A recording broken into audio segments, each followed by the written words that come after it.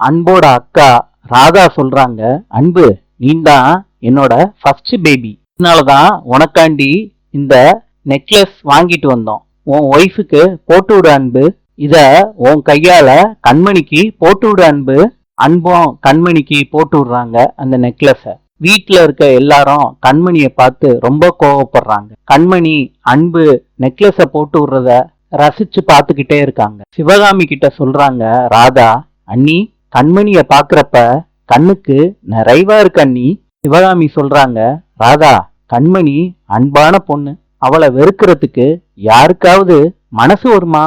ஆனா அன்பு திரும்ப திரும்ப கண்மணிய புண்படுத்திக்கிட்டே இருக்கான். ராதா சொல்றாங்க, அண்ணி நாங்க 2 பேரும் கிளம்புறதுக்கு முன்னாடி கண்மணியையும் அன்பையும் சேர்த்து வச்சுட்டு தான் போவோம். ராதாவோட ஹஸ்பண்ட் சொல்றாரு, அதுக்கு நான் தான் கேரண்டி.